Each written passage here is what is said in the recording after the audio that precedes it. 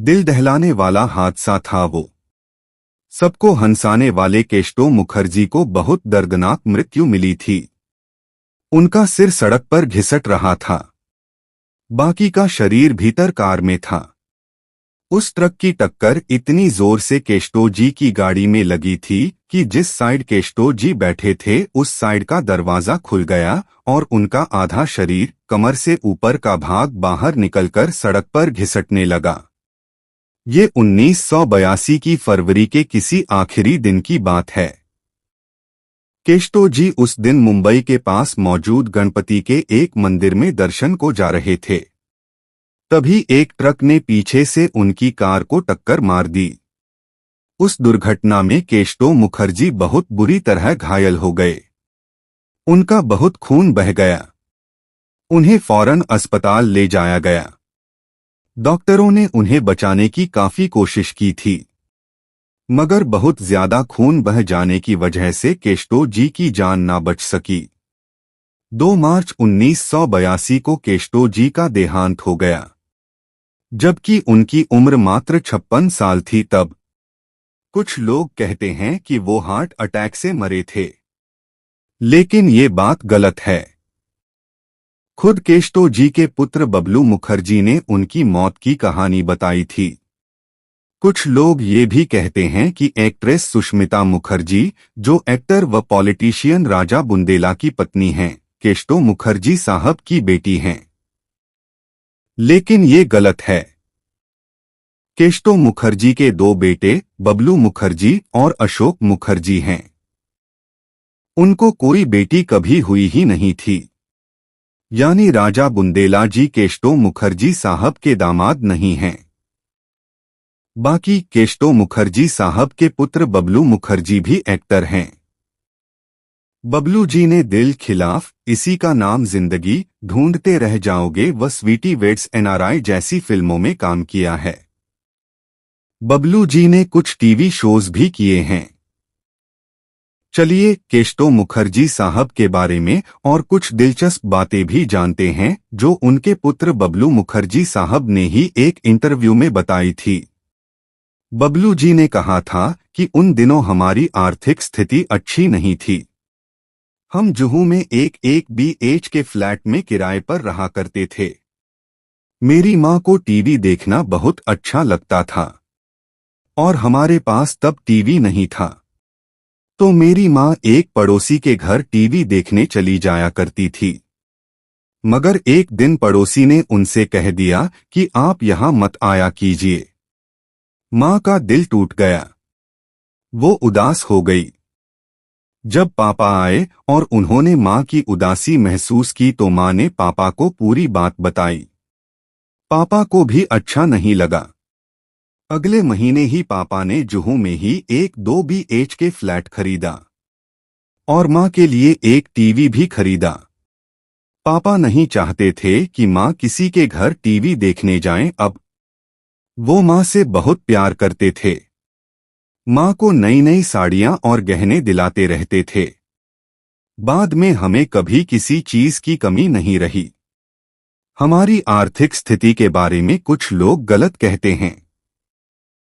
हम शुरुआत में दिक्कतों में थे, बाद में हमने ठीक ठाक जिंदगी गुजारी। फिल्मों में केशव मुखर्जी ने भले ही लोगों को खूब हंसाया हो, लेकिन असल जीवन में वो एकदम धीर गंभीर किस्म के इंसान थे। अपने घर पर वो फिल्मों की बात करना जरा भी पसंद नहीं करते थे। ना ही वो चाहते थे कि उनके बच्चे कभी फिल्म लाइन में आएं। बच्चों के बीच उनकी छवि एक सख्त पिता की थी। एक ऐसा पिता जो नियम तोड़ने पर बच्चों की भी पिटाई कर देता था। 7 अगस्त 1925 को केशव मुखर्जी का जन्म कोलकाता में हुआ था। केशव जी एक बेहद पढ़े लिखे परिवार में पैदा हुए थे। उनके पिता सुरेंद्रनाथ भी वेल एजुकेटेड थे, इसलिए केशव साहब की पढ़ाई लिखाई भी बहुत अच्छी तरह से हुई थी। बहुत लोग यकीन नहीं करेंगे, लेकिन ये बात सच है कि केशव मुखर्जी साहब ने अंग्रेजी लिटरेचर में PhD की थी और कॉलेज के दिनों से ही केशव मुखर्जी साहब को एक्टिंग करने का शौक भी हो गया था। कॉलेज में होने वाले हर नाटक में वो हिस्सा लेते थे। कॉलेज खत्म होने के बाद केशव मुखर्जी साहब ने बांग्ला थिएटर ज्वाइन कर लिया। वहां अभिनेता बिस्वजीत और अभिनेत्री राखी भी थिएटर किया करते थे। एक दिन केशव मुखर्जी साहब पर नजर पड़ी ऋत्विक घटक जी की। ऋत्विक घटक अपने समय के नामी बंगाली डायरेक्टर व लेखक थे। ऋत्विक घटक को केशव मुखर्जी की एक्टिंग पसंद आई। उन्होंने केशव साहब को अपनी एक फिल्म में काम करने का ऑफर दिया, जिसे केशव जी ने स्वीकार भी कर लिया। ऋत्विक घटक की उस फिल्म का नाम था नागरिक। यूं तो वो फिल्म 1952 में ही कंप्लीट हो गई थी, लेकिन जाने किन वजहों से वो फिल्म बहुत समय बाद 1977 में रिलीज हो पाई थी। इस फिल्म के बाद और भी कुछ बांग्ला फिल्मों में केशव मुखर्जी ने काम किया था। फिर एक दिन इनकी मुलाकात ऋषिकेश मुखर्जी से हुई। ऋषिदा ने इन्हें अपनी फिल्म मुसाफिर के लिए साइन किया। वो फिल्म 1957 में रिलीज हुई थी। इस फिल्म में केशव मुखर्जी का काम ऋषिदा को बहुत पसंद आया था। फिर तो ऋषिदा ने केशव मुखर्जी को अपनी लगभग हर फिल्म में कास्ट किया। समय के साथ केशव मुखर्जी कामयाबी की तरफ बढ़ते चले गए। उन्होंने अपने समय के लगभग हर बड़े स्टार के साथ काम किया। 1970 में जब नामी डायरेक्टर असित सेनमा और ममता फिल्म पर काम शुरू करने वाले थे, तो कॉमेडियन के रोल के लिए वो उस दौर के बड़े कॉमेडियंस जैसे जॉनी वॉकर, महमूद और जगदीप के पास गए थे। लेकिन उन तीनों संग असित सेन जी की बात नहीं बन पाई। आखिरकार असित सेन केशव मुखर्जी साहब से मिले। उन्होंने वो रोल केशव जी को ऑफर किया। केशव जी ने भी खुशी खुशी वो रोल स्वीकार कर लिया और इस तरह वो पहली फिल्म बनी जिसमें केशव मुखर्जी साहब ने शराबी का किरदार निभाया। केशव जी ने शराबी का वो रोल कुछ इस तरह निभाया कि हर कोई इनका कदरदान हो गया। और फिर तो ये फिल्मों में अधिकतर शराबी के किरदारों में ही दिखे। कहना चाहिए कि केशव मुखर्जी उस रोल के बाद टाइपकास्ट हो गए। केशव मुखर्जी साहब की निजी जिंदगी की बात करें तो साल 1964 में केशव मुखर्जी साहब ने शादी कर ली थी। उनकी पत्नी का नाम छाया था। उनके 2 बेटे हुए थे, रंजीत व इंद्रजीत। केशव मुखर्जी के बड़े रंजीत की 1985 में मृत्यु हो गई थी।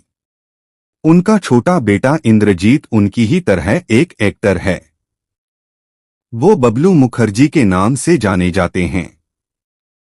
उन्होंने कई हिंदी फिल्मों व टीवी शोज में काम किया है। अपने पिता केशव मुखर्जी के नाम से बबलू एक एक्टिंग स्कूल भी चलाते हैं। अपने पूरे करियर में केशव मुखर्जी साहब ने लगभग 100 फिल्मों में काम किया था। उनकी आखिरी फिल्म थी 1981 में आई 5 कैदी। और फिर अगले साल यानी 1982 में ही वो भयानक पल भी आ गया जब केशव मुखर्जी को बेवक्त ये दुनिया छोड़कर जाना पड़ा। उसका जिक्र ऊपर हो चुका है। केशव मुखर्जी साहब को नमन।